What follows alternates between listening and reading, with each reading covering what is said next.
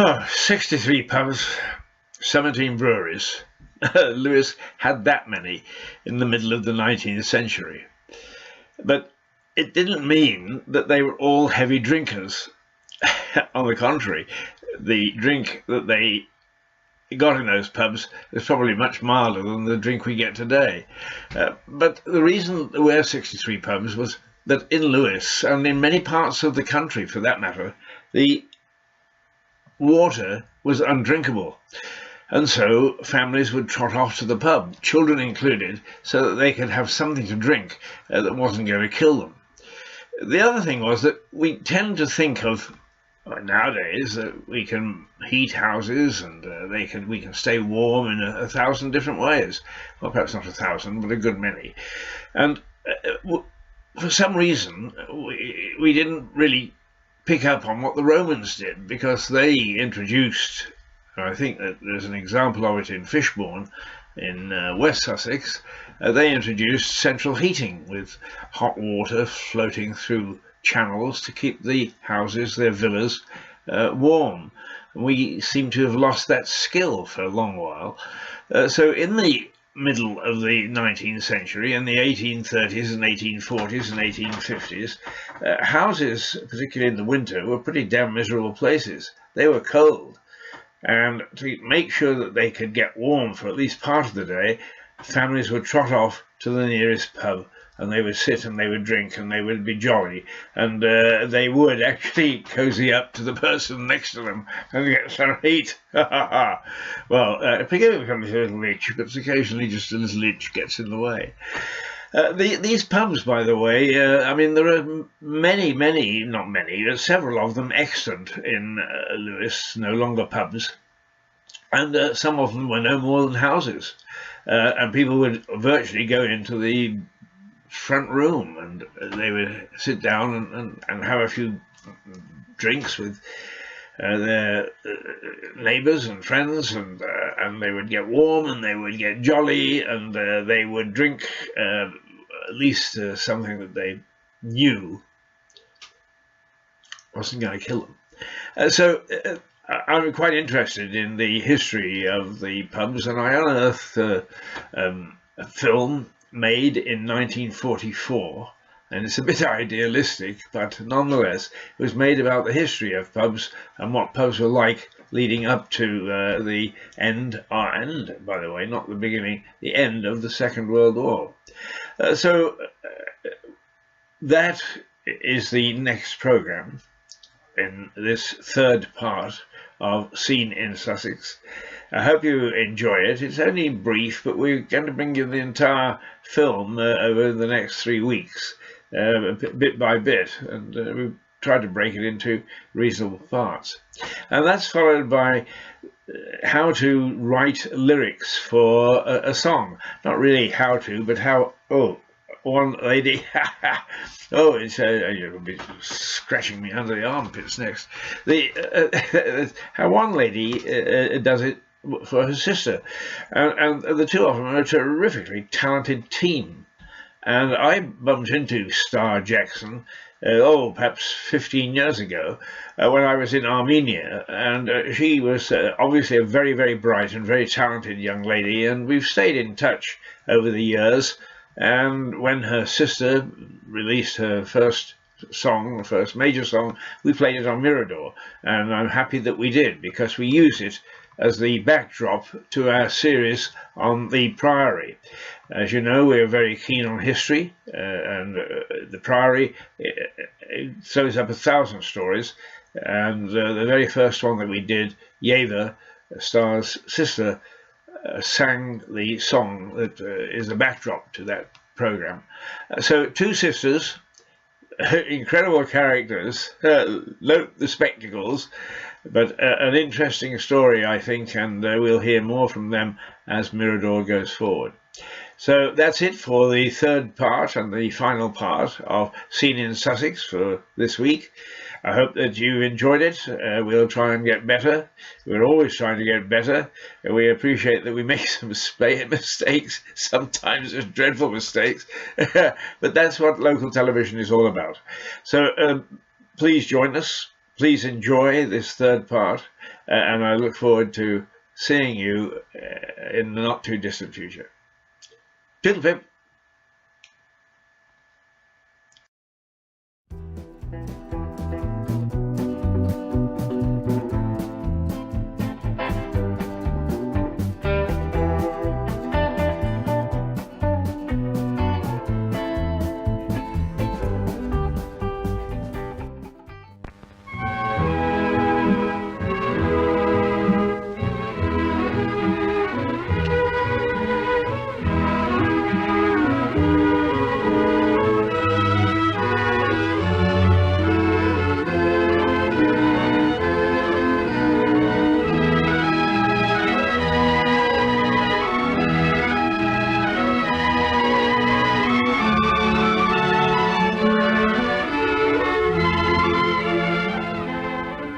Flanked by the church, the rectory, and the people's homes, stands the inn.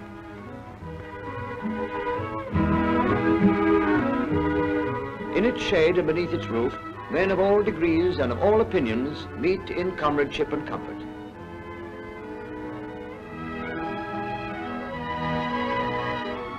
Walk through any English market town and you'll find the inn at the center of its life. On market day, the people from the country around meet there to discuss the trend of prices, their children's health and their home affairs. It's the same in the villages. When the sun warms the earth, they sit outside and watch the world go by. At the English inn today, there is a hospitality that to the host is just as much a sacred charge as it was to the monks and barons in the Middle Ages, who first gave bread and ale to travellers. Often the only sanctuary in out-of-the-way parts, the monasteries had a lodge open to pilgrims and other wayfarers.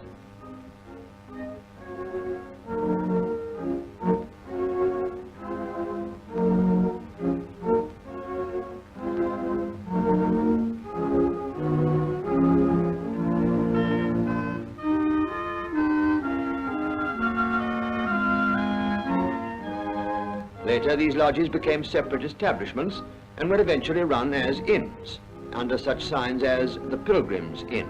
One example of monastic origin is the Bull, which gets its name from the papal bull, or bill, not the animal. These inns of England have seen history happen in their yards. Pilgrims and warriors have trodden their stairways. Here, medieval knights refreshed themselves on their journeys to the Crusades, to fight under the banner of St. George. The inns have preserved much of England's architecture. The early inn has preserved some of the finest carvings and treasures.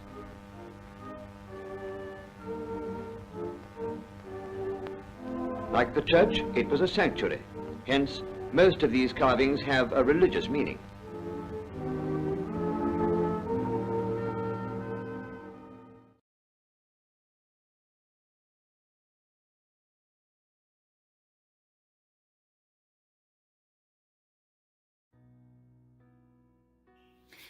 Warm greetings from Yerevan, Armenia to London, UK, Lewis, more precisely. So my name is Star, and my good friend Keith asked me to record a video which will be telling how me and my sister are creating the songs. So basically I just wanted to greet the Mirador TV and express my gratitude for giving me a chance to tell you how it's all happening. So probably in the previous programs you've seen the song of Yeva, because Keith has put her song several times on a TV, and that is why today I'm just going to tell you basically how the song creating process is happening and how it becomes a reality when you have just a raw material, a song, and music, and then you need to put and stamp and carve words in it to give it a more elegant look, so to say. And before we pass on to the part where I will tell you how am I creating the lyrics to the music created by Yeva Sujan, I will just tell you a little bit what it looks like basically. The song creating process is much like a factory. Imagine you produce something in a factory, so you got a raw material that goes through so many machinery until it comes out in a final result, just resulting in something good and productive and useful for the people. So much the same we can tell about his songs. So song or a music is a material, like you can see these roses over here, they smell pretty good now. Yeah. So what was I saying? Yeah, so basically the song or the music is the same. Like the music is the raw material that goes through this factory. It is produced by my sister. She composes something within the range of her imagination and her feelings, emotions. She put it all into it. And then later when this music comes out, of this machinery creating process, it is passing on to the second phase, which is called the creating of the lyrics to the song. And basically what you do is you stamp and carve those words into that music, and which makes it pretty cool and awesome. But before we pass on to the second part of how it is done, I just want you to view a short video of me and my sister just creating and of the creative process, how this music creating process is being produced. So now let's take a short break and watch this video, and afterwards I'll be back and tell you how the rest goes.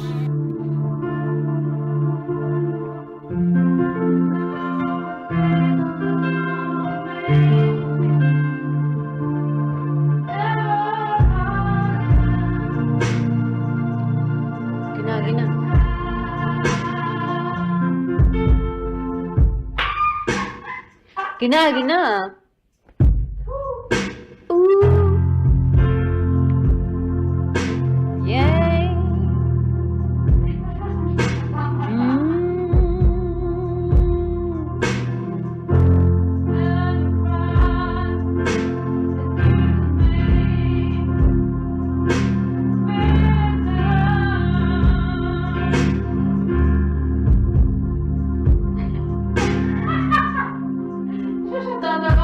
Tawag ka, Jiber.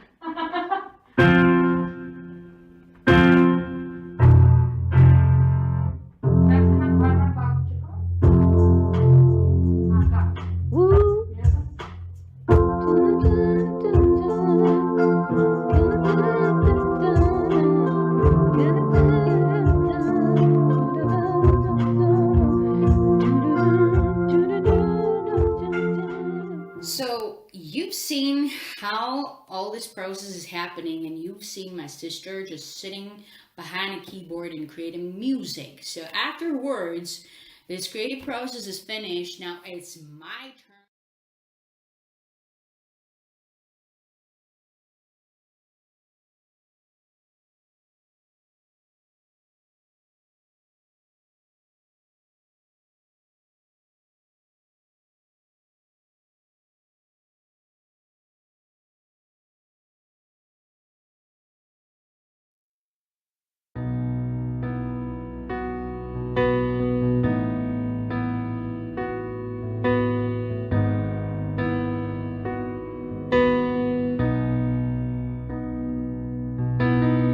never bring you down or leave you alone. Trust him all in all, 'cause he's the light. He'll lead your way through darkest of times. He'll never let you go. And he'll be there for you. And he'll be there for you.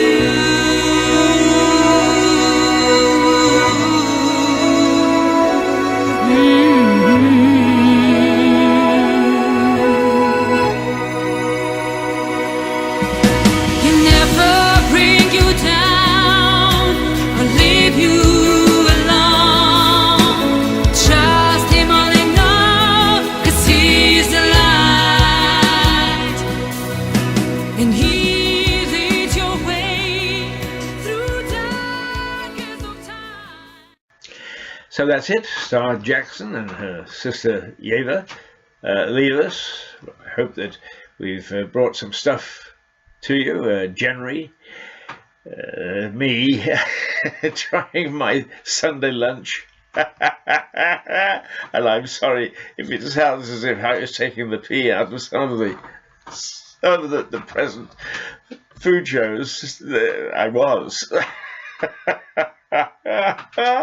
I'm fed up with turning on the television only to find there are 27,000 people all telling me how I should cook stuff with food elements that I've never heard of before and will never hear of again. And actually, when they are quizzed about them, they've never heard of them either. So I thought that perhaps it might be a bit light-hearted for you to show how, on one occasion anyway, I cooked my own Sunday lunch. All right, until next week, then, this is Keith Hayes, and glad to have you with us, and I hope that you'll come back many a time. Till then, toodle pip.